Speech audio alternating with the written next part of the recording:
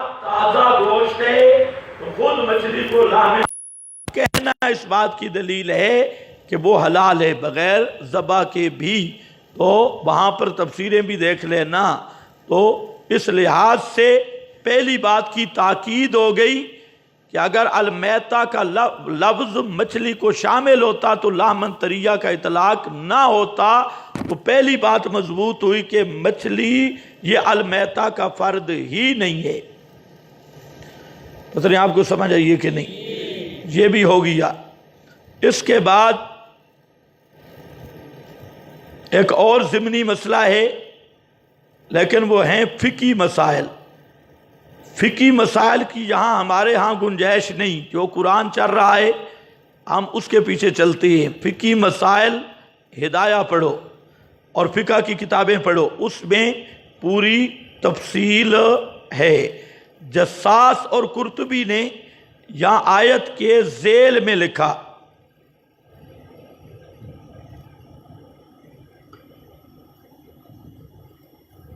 کہ جو جانور المیتہ حرام ہے، اس کا گوشت کھانا بھی حرام ہے، خرید و فروخت بھی حرام ہے، ان سے نفع اٹھانا بھی حرام ہے، اور با اختیار خود کسی جانور کو کھلانا بھی جائز نہیں۔ یعنی وہی حرام گوشت اگر ویسے کوئی چیز کھا جائے تو ٹھیک، اگر پالتو کتا وغیرہ رکھا ہے یا ایسی چیزیں تو مطلب ہے ان سے انتفاع جائز نہیں۔ تو ہر وہ چیز جو انتفاع کی صورت ہوگی تو وہ جائز نہیں ہوگی۔ اس پر سوال ہے کہ میتہ کا حکم عام ہے، جب ہڈی بال کا استعمال کیسے جائز ہوا؟ میتہ حرام ہے تو ہڈی بال ان کا استعمال کیسے جائز ہوا؟ اس پر بھی غیر مقلدین کی طرف سے اعتراض ہے۔ تو جواب یہ ہے کہ ہڈی بال وہ میتہ اس لیے نہیں کہ وہ محل حیات نہیں ہے، میتہ وہ ہے کہ جس میں حیات ہو اور ختم ہو جائے، اور جو ہڈی اور بال ہیں وہ محل حیات ہی نہیں ہیں۔ آپ کے بالوں میں حیات ہے؟ کاٹنے سے درد ہوتا ہے؟ کھینچنے سے ہوتا ہے، کاٹنے سے نہیں ہوتا۔ ہاں تو یہ محل حیات نہیں ہے۔ ہاں بھائی چلو، اور بھی بعض ضمنی مسائل ہیں جن کو میں چھوڑ رہا ہوں۔ اب ذرا آگے چلیں، سبق بہت رہتا ہے۔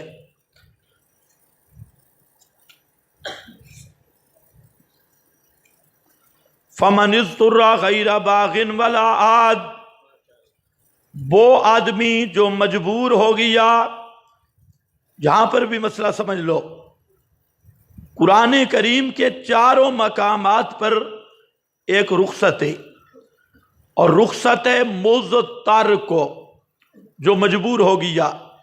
اور اللہ رب العزت نے 4 حرام ذکر کر کے حالت اضطرار کو خاص کر کے لا اسما ذکر کیا، تو معلوم ہوتا ہے کہ حالت اضطراری میں اضطراری بھوک سے مرتا ہے اور کوئی دوسری چیز کھانے کی نہیں، جان یقینی جانے کا خطرہ ہے، تو ایسی حالت میں چاروں حرام، چاہے مردار ہو، دم ہو، خنزیر ہو، غیر اللہ کے نام کی چیز ہو، چاروں کو کھانا جائز ہے۔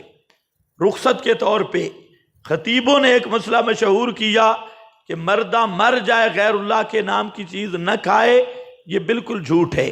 قرآن کریم نے چاروں مقام پر فَمَنِ اضْطُرَّ کو 4 بیان کر کے حرام، اس کے بعد اجازت دی کہ حالت اضطراری میں چاروں میں سے جو بھی مل جائے، چاہے غیر اللہ کے نام کی چیز ہو، خنزیر ہو، مردار، دم، چاروں میں سے جو ملے وہ کھا سکتا ہے۔ تو جب قرآن اجازت دے رہا ہے تو خطیب کون ہوتے ہیں قرآن کی اس اجازت پہ پابندی لگانے والے؟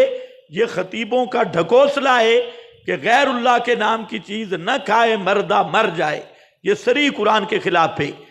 البتہ مسئلہ اور تھا، خطیبوں کے رندے کے نیچے آیا تو گڑبڑ ہو گیا۔ مسئلہ یہ تھا کہ اگر 4 حرام میں سے ترتیب کے ساتھ، جیسے حرمت میں درجہ بندی ہے۔ اسی طرح آدمی کو خنزیر مل رہا ہے اور غیر اللہ کے نام کی چیز بھی مل رہی ہے، تو خنزیر سے کھائے، غیر اللہ سے نہ کھائے۔ کچھ سمجھ آئیے بات؟ اگر میسر ہے، اسی طرح اگر آدمی کے سامنے دم بھی ہے، خنزیر بھی ہے، تو بہتر ہے دم استعمال کر لے، خنزیر نہ کھائے۔ دم اور میتا ہیں، میتا استعمال کر لے اور دم نہ کھائے، یہ بات تو ٹھیک ہے۔ لیکن اگر حالت اضطراری میں صرف غیر اللہ کی نیاز اور نظر کا مال پڑا ہے تو وہ کھانا بالکل قرآن نے اجازت دی ہے چاروں مقاموں پر، تو کوئی خطیب پابندی نہیں لگا سکتا، نہ ہم اس غلوب کے قائل ہیں۔ مسئلہ وہاں تک رکھو جہاں تک شریعت نے رکھا ہے۔ توحید کے نام پر بھی قرآن مقدس کو بگاڑنے کی اجازت نہیں ہے۔ قرآن کا جو مسئلہ ہے اس مسئلے کو اس مقام تک رکھنا چاہیے۔ اس کے بعد ہے غیر باغن ولا عاد۔ امام شافعی رحمہ اللہ فرماتی ہیں باغی بھی نہ ہو، چور ڈکیت بھی نہ ہو، مطلب ہے سفر معصیت نہ ہو۔ اگر سفر معصیت پہ جا رہا ہے، ڈاکہ مارنے، یا حکومت وقت کا باغی ہے، تو اس کو حالت اضطرار میں کھانے کی اجازت نہیں۔ ہمارے نزدیک یہ معنی نہیں ہے۔ ہمارے نزدیک معنی یہ ہے کہ غیر باغن لذتیں حاصل کرنے والا نہ ہو، اور ولا عادن قدر حاجت سے زیادہ بھی نہ کھائے، قدر حاجت سے زیادہ بھی نہ کھائے۔ اور عاد کا ایک معنی آدھا عود کرنے والا، یعنی یہ بھی نہ ہو کہ کچھ کھا لے اور کچھ کپڑے میں باندھ کے گھر بھی لے آئے اور پھر بھوک لگے تو اس کو کھائے، عود کرے، یہ بھی نہ ہو ولا عاد۔ تو ہمارے نزدیک سفر معصیت پر بھی وہی احکام جاری ہوتے ہیں جو سفر طاعت پر۔ تو یہ باغ اور عاد کا فرق ہے۔ فلا اسم علیہ، اس پر گناہ نہیں ہوگا۔ معلوم ہوتا ہے حرام حرام رہے گا۔ یہ نہیں ہے کہ خنزیر حلال ہو گیا، حرمت باقی رہے گی، لیکن حالت اضطرار کی وجہ سے گناہ نہیں ہوگا، گناہ نہیں ہوگا۔ یہ فقہا نے اس سے ایک بہت بڑا اصول لیا۔ غیر مقلدین کا دماغی توازن ٹھیک نہیں ہوتا، تو اصول پر جو مسائل متفرع ہوتے ہیں، ہر جز کی دلیل مانگنا یہ پاگلوں کا کام ہوتا ہے۔ ہر جز پر دلیل نہیں ہوتی، دلیل ہوتی ہے اصول پر۔ اور اصول سے جو مسائل، جیسے آپ ناب کا ایک ضابطہ پڑھتے ہیں، اور اجراء میں ہر مثال ہر جز پہ دلیل کا مطالبہ کرنے والا احمق اور جاہل ہوتا ہے۔ یہی حماقت غیر مقلد کرتے ہیں کہ ایک جزی پر آپ سے دلیل کا مطالبہ کریں گے کہ یہ جو جزی آپ نے نکالی اس پہ حدیث لائیں، تو بات کیا ہوتی ہے؟ اصول پر دلیل کا مطالبہ کرنا چاہیے۔ تو یہاں پر اصول کیا ہے؟ مضطر کے احکام، مضطر کے احکام۔ اس پر لمبا فقہ کے سینکڑوں مسائل اسی پر متفرع ہیں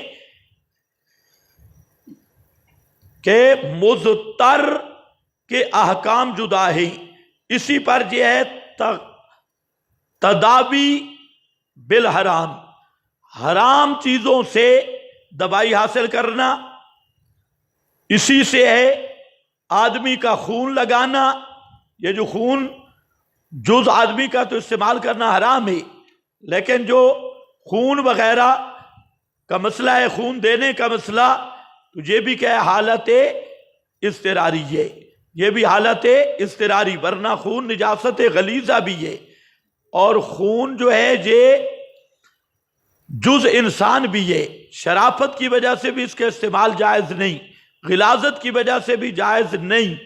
تو حالت اضطراری میں، اب کوئی پوچھے بھئی حالت اضطراری میں خون لگانا ایک آدمی کا دوسرے مریض کو، اس پر حدیث لاؤ، غیر مقلدوں کا باپ نہیں لا سکتا، وہ اسی ضابطہ پر متفرع ہے۔ فمن اضطر، اس لیے غیر مقلد ہسپتالوں میں حرام کی موت مرتی ہے، اپنے عقیدے کے مطابق. ہمارے نزدیک مشترکہ ضابطہ انتقال خون کو شامل ہے. سمجھ گئے یا نہیں سمجھ گئے؟ اسی طرح اور بہت ساری چیزیں ہیں، تداوی بالمحرم وغیرہ کا مسئلہ، تو حالت اضطرار، اور جو اسی سے ضابطہ نکلا ہے الضروریات تبیح المحظورات، الضروریات تبیح المحظورات، یہ ضابطہ فقہا نے اسی سے مستنبط کیا. فمن اضطر غیر باغ ولا عاد. اگر رد مذاہب باطلہ یہ ہمارے عنوان میں نہ ہوتا تو میں انشاءاللہ تمام ضابطے فقہا کے قرآن کریم سے آپ کو دکھاتا کہ جتنے ضابطے انہوں نے لیے ہیں وہ سب قرآن سے لیے ہیں، اور اس پر جو مسائل انہوں نے متفرع کیے ہیں تو اصل کلی قرآن میں ہے. اب دیکھو وہاں جو آپ کا ضابطہ ہر جگہ پہ چلتا ہے الضروریات تبیح المحظورات، تو اس کا ماخذ یہی آیت، اور اس پر سینکڑوں مسائل ہیں کہ ضرورت کے وقت جو بہت ساری چیزیں عام حالت میں حرام ہیں اور کبائر ہیں، لیکن ضرورت کے وقت جو ہے وہ مباح بن جاتی ہے، تو وہ ضرورت وہی حالت اضطرار ہے. کچھ سمجھ رہے ہو یا نہیں سمجھ رہے؟ ایک اور مسئلہ بھی آیا نیچریوں کی طرف سے. یہ جو نیچر ہے ان کی طرف سے آج کل یہ سب اس مسئلے کو چلا رہے ہیں کہ قرآن پاک میں خنزیر کے گوشت کو حرام قرار دیا گیا، لہذا خنزیر کی چربی حلال ہے. لحم الخنزیر، قرآن نے تو کہا کہ خنزیر کا گوشت حرام ہے، مولویوں نے چربی کو بھی حرام قرار دیا. تو یہ سارا نیچر مذہب اس پر چل رہا ہے. تو یاد رکھو اس پر بہترین تحقیق علامہ ابن العربی زبردست مفسر ہے، اس کی کتاب ہے احکام القرآن، احکام القرآن، ابن العربی کی احکام القرآن. ایک تو جساس کی ہے، ایک ابن العربی کی، بڑا مفسر ہے. اس نے زبردست بات کی، اس نے کہا لحم عام ہے، شام خاص ہے.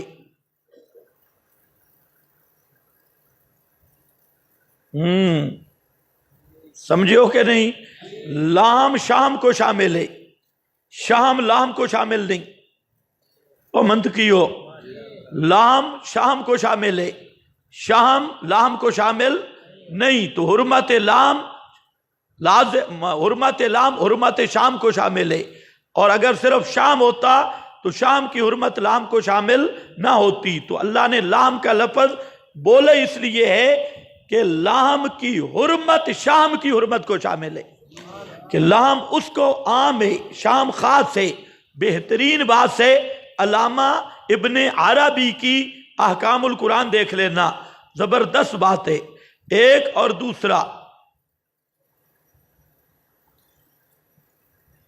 دوسری بات ہے کہ مقصود جانور سے گوشت ہوتا ہے، باقی چیزیں بالطبع ہیں. تو جب مقصودی چیز گوشت اور اصل چیز جو اصل مقصود ہے وہ حرام عبارت النص سے، تو اس کے تواب حرام دلالت النص سے. لام حرام عبارت النص سے، تو چربی پٹھے یہ سب لام کے توابع ہیں، تو توابع حرام ہوں گے دلالت النص سے. لہذا نیچریوں کو کہو خنزیر نہ بنو، خنزیر کی چربیاں کھا کھا کر اتنے موٹے تازے کے پینٹ میں بھی نہیں آتے، تو اس لیے حیا کرو خنزیر. اور تیسرا جواب قرآن پاک میں آیا انہو رجسن ہو بجمیع اجزائہی، بجمیع اجزائہی ضمیر ہے اور اس کا مرجع خنزیر ہے. اس سے غیر مقلدین کا وہ اعتراض بھی ختم ہو گیا. جو غیر مقلد کہتے ہیں جی حنفی خنزیر کو نجس العین مانتے ہیں، کتے کو نجس العین نہیں مانتے، اس کو بڑا شور شرابہ کرتے ہیں. وہ حنفی کتے کو نجس العین ہی نہیں مانتے. اب عوام بیچاری کیا سمجھے نجس العین کہتے کس کو ہیں؟ عوام یہ سمجھتی ہے کہ یہ کتے کو پلیت نہیں مانتے. کو سمجھے ہو کہ نہیں؟ لیکن ان کو یہ پتہ نہیں کہ امام بخاری خنزیر زندہ کو بھی پلیت نہیں مانتے، تم تو کتے پر اڑے ہو۔ وہ کہتے ہیں کہ زندہ خنزیر بھی پلیت نہیں ہے، کیونکہ ان کے نزدیک نجاست کی علت حیات ہے، حیات جب تک ہے جانور نجس نہیں ہوگا۔ میں نے غلط کہہ دیا، طہارت کی علت حیات ہے، حیات جب تک ہے جانور پاک ہے۔ وہ تو خنزیر اور کتے، اور بلکہ کتے کی لعاب کو بھی پاک سمجھتی ہیں۔ حنفیوں پہ اعتراض ہے جو کتے کو نجس العین، بھائی ایک نجس ہے، ایک نجس العین ہے، دونوں میں فرق ہے۔ کتے کو نجس ہم کہتی ہے، نجس العین اس لیے نہیں کہتے کہ کتے کے بارے میں کہیں نہیں آیا انہو رجسن، یہ انہو خنزیر کی طرف راجع کر کے رجسن تو معنی ہوتا ہے یہ خنزیر بے جمیع اجزائی ہی پلیت ہے۔ تو یہ لفظ قرآن نے صرف خنزیر کے لیے بولا، اس لیے حنفی خنزیر کو نجس العین کہتی ہے۔ کتے کے بارے میں ایسا لفظ دکھاؤ ہم کتے کو بھی نجس العین کہیں گے۔ تو نجس ہونا امر دیگر ہے، نجس العین ہونا امر دیگر ہے۔ کچھ سمجھ آئیے آپ کو؟ حالت اضطراری اور ضمنی مسئلہ، یہ کھانے کی جو حرام دوائیں، حرام دواؤں کا استعمال ہے، آج کل اس کی بھی ضرورت بنا دی گئی، تو بعض علماء تو مطلقاً منع کرتی، جنہوں نے اجازت دی تو 5 شرائط ہیں۔ پہلی شرط حالت اضطراری ہو، دوسری حلال غذا میسر نہ ہو، دوا، تیسری اس دوا سے ازالہ مرض عادتاً یقینی ہو، توہم پر مبنی نہ ہو، ماہر ڈاکٹر کی تجویز ہو، اور عادتاً ایسی دوائی سے مرض کا ازالہ یقینی ہو، اور نمبر 4 لذت مقصود نہ ہو، اور نمبر 5 وہ بھی ہو قدر ضرورت، قدر ضرورت کی حد تک۔ تو حرام غذا، حرام دوا ان 5 شرطوں کے ساتھ جائز بن جاتی ہے۔ تو یہ بھی الضروریات تبیح المحظورات کا ضابطہ ہے۔ اب ذرا چلو باقی چلتے رہیں گے۔ ان الذین یکتمون ما انزل اللہ، پھر آگئی آیت ان الذین، ذرا سوچتے ہو قرآن کے مقامات، تحویل قبلہ والے مسئلہ اور توحید الہکم الہ واحد کے درمیان یہ آیت ذکر کی، اب پھر الہکم الہ واحد پر دلیل دی کہ نظر نیاز کے لائق صرف اللہ ہے۔ پھر اس دلیل کے بعد مسئلے کا بیان ہوا ما اہل بہ لغیر اللہ۔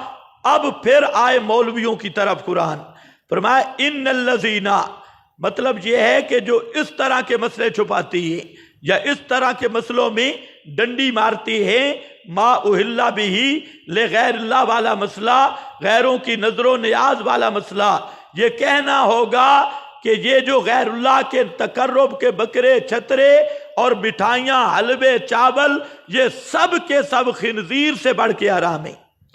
جو اس مسئلے کو چھپائے گا، بے شک وہ لوگ جو چھپاتے ہیں ما انزل اللہ، اس کو جو نازل کیا اللہ نے، من الکتاب، کتاب سے استبعاد اول ہے کہ یہ ہونا نہیں چاہیے، عقلاً بعید ہے کہ قرآن کا مسئلہ چھپائیں اور مولوی چھپائیں، تورات کا مسئلہ چھپائیں اور ملا چھپائیں، اللہ کا نازل کردہ مسئلہ چھپائے، داڑھی پگڑی والا مفتی چھپائے۔ اس سے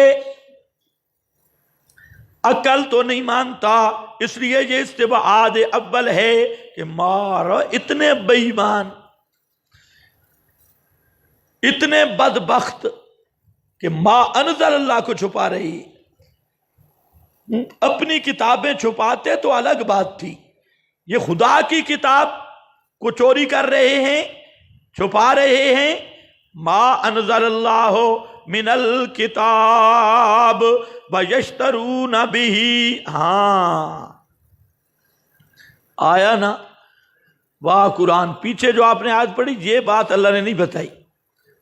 ان الذین یکتمون ما انزلنا من البینات والہدی، آگے من بعد ما بیناہ للناس، آگے بس یہ بات اللہ نے نہیں بتائی بھی چھپاتے کیوں ہیں. وہاں اس آیت میں نہیں، یہاں آ گئی. فرمایا کیا کرتے ہیں؟ وَيَشْتَرُونَ بِهِ، اور خریدتے ہیں. او مسئلہ چھپانے پر خریدتے ہیں. مسئلہ آپ بولتے کیوں نہیں؟ مسئلہ چھپانے پر، مسئلہ چھپانے پر رد ہے فرقہ عثمانیہ کا. مسئلہ چھپانے پر پیچھے کتمان کی بات ہے، مسئلہ اور وہ فٹ کرتے ہیں مسئلہ بتانے پر.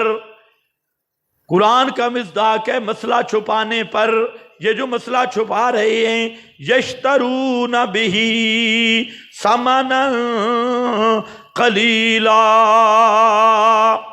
لیتے ہیں اس کے بدلے مول تھوڑا مول. کلو سیر دودھ مل گیا، ایک پلیٹ چاولوں کی مل گئی، حلوہ شریف مل گیا، بکرا چھترا مل گیا.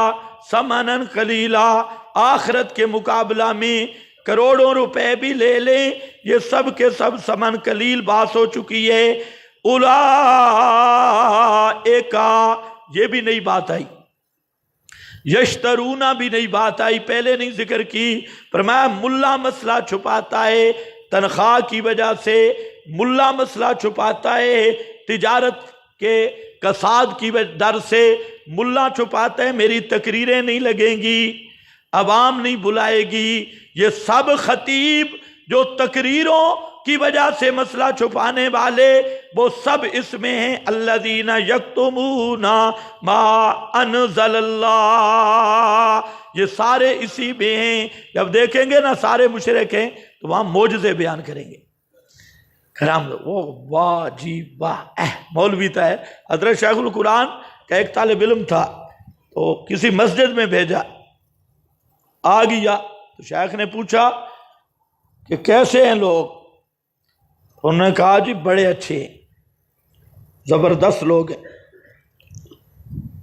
شیخ نے فرمایا کہ مسئلہ کیا بیان کر رہا ہے؟ کہتے ہیں کرامات اور معجزات.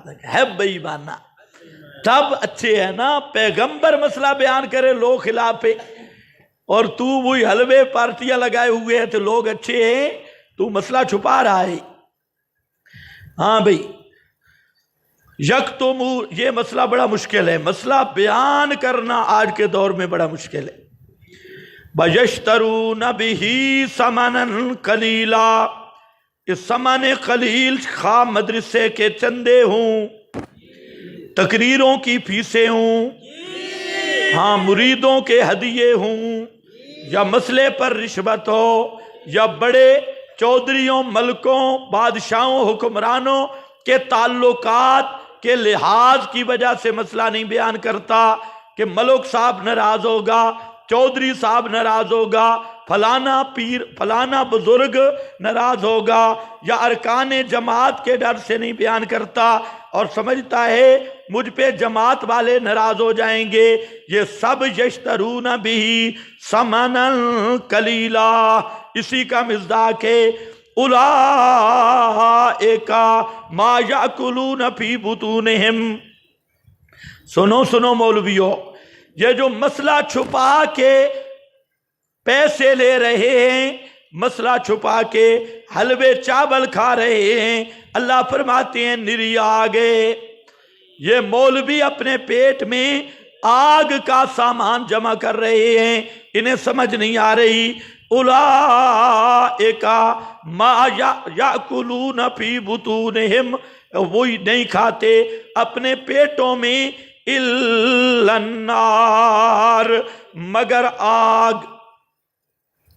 یہ تو آگ جب بھڑکے گی قیامت کے دن پتہ چل جائے گا۔ ملا اس کو غذا سمجھتا ہے، حلوہ سمجھتا ہے، نری آگ جمع کر رہا ہے۔ سن رہے ہو قرآن؟ کرو گے بیان یا نہیں؟ ہر جگہ سے آواز آنی چاہیے، ہر جگہ سے، کہ جہاں پر ترنول سے پڑھ کے جنا آ گئی ہے، ہاں ہر مولوی روئے، ہر ایسا مسئلہ بیان کرو کہ سارے کاتمین چاں چاں کرے، ہاں کھول کے مسئلہ بیان کرو، کسی کی نہیں تو اسی طرح ہوگے لما یاکلون فی بطونہم الا النار۔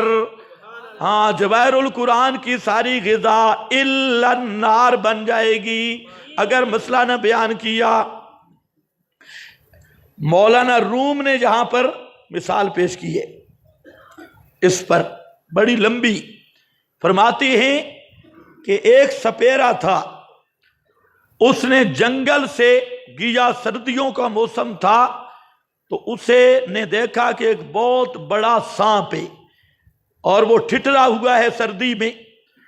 اس نے سمجھا یہ مرا ہوا ہے، تو اس نے کہا ذرا بغداد والوں سے تماشا کروں گا۔ اس نے سانپ کو اٹھایا اور بغداد جامع مسجد کے سامنے آ رکھا، لوگوں کو دعوت دی کہ میں ایک اژدہا لایا ہوں بہت بڑا، یہ سمجھ رہا تھا مرا ہوا ہے، وہ تو سردی میں بیچارہ ٹھٹرا ہوا تھا۔ تو اس نے وہاں پر جب رکھا، سورج کی دھوپ نکلی تو وہ ایسا ایسا اس نے حرکت شروع کی، اور جب ہلنے لگا اب یہ تھوڑے ڈرے، یک دم اس نے چھلانگ لگائی اور اتنا منہ کھولا، تو وہ بغداد والے لوگ بھاگے، کوئی کسی پر، کوئی کسی پر، کوئی کسی پر، کوئی گر گئے، کوئی مر گئے، کوئی کسی کی اعضاء ٹوٹ گئے۔ تو پہلے مولانا روم کہتے ہیں کہ یہی مثال ہے، ابھی تو یہ سمجھ رہے ہیں کہ کچھ پرواہ نہیں ہو رہی، لیکن اندر میں وہی اژدہا ہے، وہی آگ ہے جو پیٹوں میں بھری جا رہی ہے۔ ما یاکلون فی بطونہم الا النار، یہ تو پتہ چلے گی جب آگ بھڑکے گی، پیٹوں سے بھٹیاں نکلیں گی۔ بلا یکلمہم اللہ، سمرا دوم نہیں کلام کرے گا، لا یکلمہم اللہ لطفا، اللہ لطف والا رحمت والا کلام نہیں کرے گا، ان پر ناراض ہوگا، ان مولویوں پر ایسا غضبناک کہ ان کے ساتھ بات بھی نہیں کرے گا بوجہ ناراضگی اور غضب کے یوم القیامہ۔ ذرا دیکھتے آؤ، نمبر لگا لو، اولئک ما یاکلون فی بطونہم الا النار 1، بلا یکلمہم اللہ 2، بلا یزکیہم، اور نہیں پاک کرے گا اللہ ان کو گناہوں سے۔ باقی مسلمان اگر گئے بھی صحیح تو اللہ ان کو پاک کر دے گا، لیکن یہ ملا بے ایمان، مسئلے کا چور، اس کے اللہ گناہ معاف نہیں کرے گا۔ اور کتنے ہو گئے؟ 3، وَلَهُمْ عَذَابٌ عَلِيمٌ 4، اور واسطے ان کے عذاب دردناک ہوگا۔ اولئک نمبر 5، یہی لوگ ہیں جنہوں نے خریدا الضلالۃ، الضلالۃ اس کتمان حق کو، الضلالۃ مسئلے چھپانے کو، بالہدا بدلے مسئلہ بیان کرنے کے، یہ بیان کر سکتے تھے لیکن انہوں نے چھپایا۔ بل عذابا، یہ 6 نمبر ہے، اللہ نے یہاں 6 نمبر بیان کیے۔ کتنے نمبر؟ ہاں ان کو بھی بتا دو 6 نمبریوں کو 6 نمبر، یہ 6 نمبر اللہ نے بیان کیے ہیں جو ما انزل اللہ کا مسئلہ چھپاتا ہے۔ یہ بیان کرتے ہیں ما انزل اللہ والا مسئلہ؟ کبھی رائے بینڈ کے سٹیج سے سنا ہو ما اہل بہ لغیر اللہ، ما انزل اللہ سنا ہو؟ کوئی نہیں، دعا کرو رائے بینڈ میں اللہ کرے قرآن سے پابندی اٹھ جائے۔ رائے بینڈ والوں نے قرآن پہ پابندی لگائی، وہاں درس قرآن پابند ہے، کوئی نہیں دے سکتا۔ عالمی مرکز، عالمی کتاب پہ پابندی، اللہ نے ان کو سزا دی، انہوں نے رائے سے قرآن نکالا، اللہ نے ان پر لوگ مسلط کیے، مدینہ اور مکہ میں رائے والوں پہ پابندی ہے۔ انہوں نے اپنے مرکز سے قرآن نکالا، اللہ نے ان کو اپنے مراکز سے نکال دیا۔ سمجھے ہو نہیں سمجھے؟ جو صوفی بیٹھے ہو، خدا کے لیے ناراض نہ ہو، بولو، ہاں غصہ نہ کرو، بولو۔ رائے میں قرآن ہے؟ قرآن کا مسئلہ نہیں ہے۔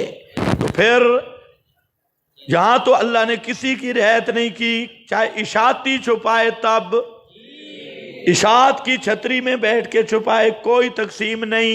رائے چھپائے، کراچی چھپائے، ملتان چھپائے، لاہور چھپائے، اکوڑا خٹک چھپائے،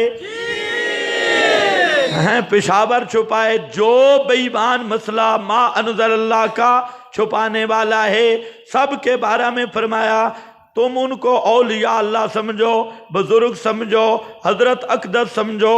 اللہ فرماتی ہیں اولئک ما یاکلون فی بطونہم الا النار ولا یکلمہم اللہ۔ تم بے شک ان کے لیے مغفرت کی دعائیں کرتے رہو، اللہ معاف نہیں کرے گا۔ لا یکلمہم اللہ، اللہ ان سے کلام نہیں کرے گا قیامت کے دن۔ 6 نمبر پورے کر لو۔ ولا یزکیہم، اور ان کو گناہوں سے پاک نہیں کرے گا۔ وَلَهُمْ عَذَابٌ عَلِيمٌ، بات سے ان کے عذاب دردناک ہے۔ اولئک الذین، یہی لوگ ہیں جنہوں نے خریدا ضلالت کو بدلے ہدایت کے، والعذاب بالمغفرہ، اور عذاب کو مغفرت کے بدلے۔ یہ اگر مسئلہ بیان کرتے اللہ ان کے سارے گناہ معاف کر دیتا۔ معلوم ہوتا ہے بیان مسئلہ اللہ کو وہ پسندیدہ عمل ہے جس کے ہوتے ہوئے اللہ سب گناہ معاف کر دیتا ہے، اور مسئلہ بیان نہ کرے ساری نیکیاں جہنم میں مار دے گا۔ بل عذاب بالمغفرہ، اگلا جملہ دیکھنا، فما اصبرہم علی النار، مارو کتنے صابر ہیں، واہ مولوی تمہارے جگرے، واہ تمہارے حوصلے۔ ما اصبرہم علی النار، کتنے صابر ہیں آگ پر، کتنا ان کا صبر ہے آگ پر۔ یہ تحکمیہ ہے، استعارہ تحکمیہ۔ جب جہنم میں ڈالے گا، جہنم میں ڈالے گا اور ان کی گدھے کی طرح چیخیں نکلیں گی، شہیق اور زفیر ہوگا اور چیخ چہاڑا ہوگا۔ اوپر فرشتے کہیں گے ما اصبرہم علی النار، بس کیا بڑا صبر ہے ان کا آگ پر۔ صبر تو ہے نا، یہ استعارہ تحکمیہ۔ کتنا مولوی کا جگر اور حوصلہ ہے۔ آگ، مسئلہ چھپانا نرا آگ کا موجب ہے، لیکن یہ کتنا صابر ہے، آگ کو برداشت کر رہا ہے، مسئلہ بیان نہیں کرتا۔ سمجھ تو نہیں آئی نا؟ فما اصبرہم علی النار ذالک بان اللہ، سبحان اللہ۔ علت ثمرات ستہ کی 6 ثمرے بیان ہوئے، 6 نمبر اللہ نے علت بیان کی۔ کیسے؟ فرمایا یہ پیٹوں میں آگ کیوں بھر رہے ہیں، اللہ ان سے کلام کیوں نہیں کرے گا، اللہ ان کو پاک کیوں نہیں کرے گا، اور انہوں نے ضلالت کو کیسے خریدا، عذاب کو کیسے مغفرت کے بدلے میں خریدا۔ فرمایا بِأَنَّ اللَّهَ نَزَّلَ الْكِتَابَ بِالْحَقِّ، بِأَنَّ اللَّهَ، اس لیے باسبویہ ہے، اس لیے کہ نازل کی اللہ نے کتاب ساتھ حق کے، کتاب حق لے کے آئی اور ان ظالموں نے اس حق کو چھپا لیا۔ اس لیے یہ 6 نمبر لگیں گے۔ وَإِنَّ الَّذِينَ اخْتَلَفُوا فِي الْكِتَابِ، اور بے شک وہ لوگ جو الذین، وہ لوگ، یہ خاتمہ بحث ہے، اختلفوا فی الکتاب، کتاب تو آئی بالکل حق، کتاب تو آئی بالکل حق، جو اختلاف کرتے ہیں وہ ضدی ہیں بے شک، وہ ضد کی وجہ سے کرتے ہیں، مسئلہ بالکل واضح ہے، اختلافوا فی الکتاب لفی شقاق بعید، البتہ بیچ صاف ضد کے ہیں، شقاق بعید بیچ اختلاف، ضد بعید بعید عن الحق کے جو حق سے دور کرنے والی ہے۔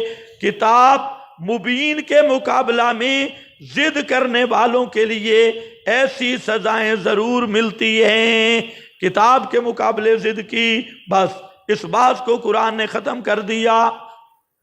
شروع ہوئی تھی الہکم الہ واحد سے، مطلب یہ تھا کہ نظر نیاز کے لائق کون ہے؟ اللہ۔ آگے مولویوں کو تنبیہ کی یہ مسئلہ بیان کرو۔ اب پھر وہ آ گیا لیس البر، یہودی زیادہ ڈرامہ کر رہے تھے تحویل قبلہ پر، پھر تھوڑا سا ان کو تنبیہ کی، وہ بار بار اس بات سے نکل ہی نہیں رہے تھے، تحویل قبلہ تحویل قبلہ تحویل۔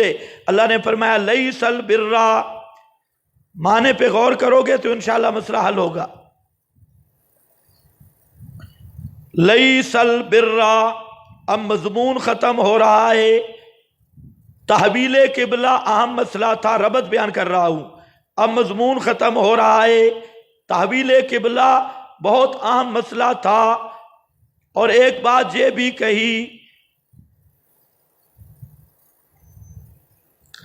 کہی جاتی تھی کہ نیکی نیکی تب ہے جب بیت المقدس کی طرف منہ کیا جائے۔ تو اختتام بحث پر اللہ نے وہی مسئلہ سمجھایا،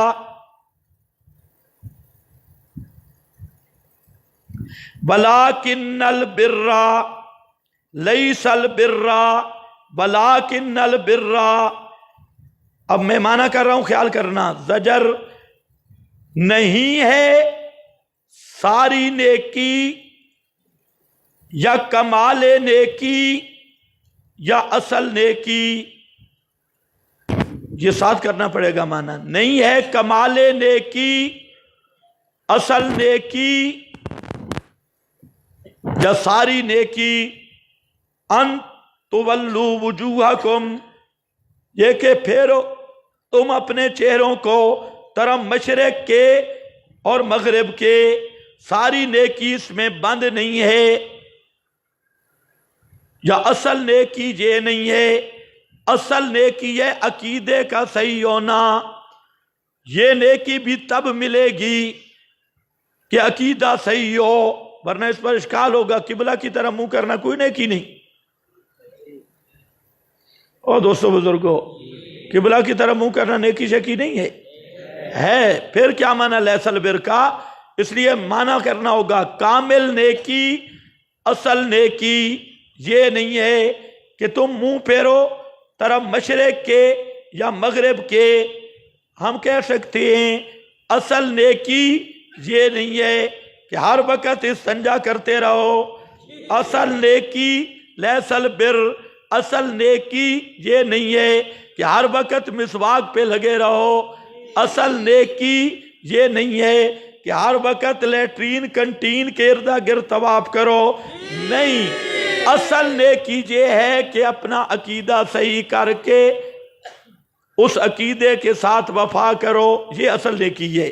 لیس البر ان تولوا وجوہکم، کہ پھیرو تم اپنے چہروں کو طرف مشرق کے اور مغرب کے، وَلَٰكِنَّ الْبِرَّ بِرُّ مَنْ آمَنَ بِاللَّهِ، کیا کیا میں نے؟ وَلَٰكِنَّ الْبِرَّ بِرُّ مَنْ، یہ برو نہیں نکالو گے نا تو من کا حمل بر پہ نہیں ہو سکتا، وَلَٰكِنَّ الْبِرَّ معنی صحیح نہیں ہوگا، من ذات ہے، اس کا حمل علی البر نہیں ہو سکتا، اس لیے معنی کرنا ہوگا لیس وَلَٰكِنَّ الْبِرَّ بِرُّ مَن،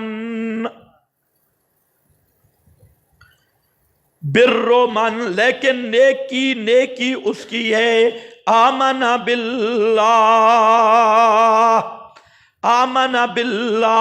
جس نے توحید کو مانا یعنی عقیدہ درست کیا. المراد بہذہ الایمان ایمان خال عن شائبۃ الاشراک، عن شائبۃ الاشراک. اس ایمان سے مراد، یہ روح المعانی کی عبارت ہے، المراد بہذہ الایمان ایمان خال عن شائبۃ الاشراک. اس ایمان سے مراد وہ ایمان ہے جو شرک والے شائبہ اور بو سے خالی ہو. سمجھ گئے کہ نہیں؟ اور یہ قبلہ پہ اعتراض کرنے والے مشرک تھے، والنصارى القائلین المسیح ابن اللہ. ہاں، لا کا ایمان الجہود والنصارى، لا کا ایمان الجہود والنصارى القائلین عزیر ابن اللہ المسیح ابن اللہ. از روح المعانی مشرکوں والا ایمان نہیں، توحید والا ایمان مراد ہے. سن رہے ہو یا نہیں؟ وَلَٰكِنَّ الْبِرَّ، بولتے ہو؟ آج سبق بہت پیچھے ہے. اچھا خیر، انشاءاللہ پہنچ جائیں گے. وَلَٰكِنَّ الْبِرَّ بِرُّ مَنْ آمَنَ بِاللَّهِ وَالْيَوْمِ الْآخِرِ وَالْمَلَائِكَةِ وَالْكِتَابِ وَالنَّبِيِّينَ. جو فرشتوں پہ ایمان رکھے، توحید پہ ایمان رکھے، آخرت پہ ایمان رکھے، فرشتوں پہ ایمان رکھے، کتابوں پہ ایمان رکھے، نبیوں پہ ایمان رکھے. یہ سب اعتقادیات کو یہاں پر بیان کیا.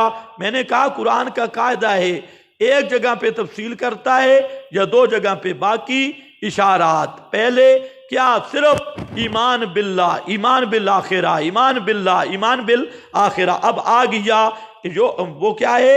آمن باللہ والیوم الآخر والملائکۃ والکتاب. کتاب کا الف لام جنسی ہے، جس کو آپ پڑھتے ہو آمنت باللہ وملائکتہ وکتبہ ورسلہ، اسی سے ماخوذ ہے.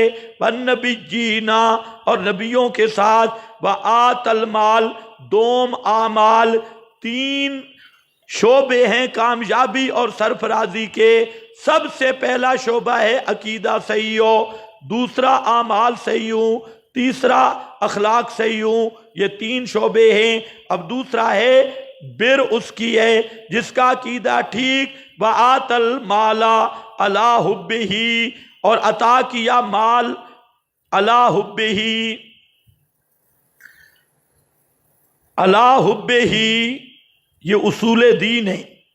یہ آیت جامع الآیات ہے جس میں عقائد، اعمال، اخلاق یہ سب کچھ آ رہے ہیں، سب کچھ آ رہی ہے. علی حبہ، علی حب المال. علی حبہ کا ایک معنی علی حب المال، مال کو دیا بوجود مال کی محبت کے، یعنی اچھا مال، محبوب مال اللہ کی راہ میں خرچ کیا. یہ نہیں ہے کہ بھیڑ کی ٹانگ ٹوٹ گئی کہتے ہیں مدرسے میں دے. جو طالب علم کسی کھاتے کا نہ ہو، سکول نہ پڑھ سکتا ہو، یونیورسٹی، سکول، کالج میں 10 دفعہ فیل ہوا کہتے ہیں اس کو مدرسے میں بھیجیں. ایسا مال نہ ہو، نہیں پھر رنگ بھی وہی ہوتا ہے. اس لیے سب سے ضرورت ہے کہ سالم طالب علم آنے چاہیے. آج سب سے بڑی مصیبت یہ کہ طالب علم بھی ہمیں چن کر دیتی ہے، چن کر. جو کہیں نہیں چل سکتا کہتے ہیں چلو مولوی صاحب کے پاس چھوڑاؤ. تو پھر مال آگے جو مولوی صاحب کے پاس آتے ہیں تو وہ ایسے رنگ لگاتے ہیں جو رنگ آپ دیکھ رہے ہیں، وہ مولوی بنتی ہے. تو ذہین ترین آدمی کو عالم بننا چاہیے، جو صحیح ذہین ترین ہو، اور جو ناقص ہو اس کو نماز، روزہ، عقیدہ شقیدہ سکھا کر اس کو گھر بھیجنا چاہیے. اس کو 8 سال ساتھ رکھنے کی کوئی ضرورت نہیں. یہ جو ملا لوگ فضائل بیان کرتے ہیں یہ ان کے اپنے بنائے ہوئے ہیں. یہ جو چل سکتا ہے پڑھائی میں اسے چلانا چاہیے.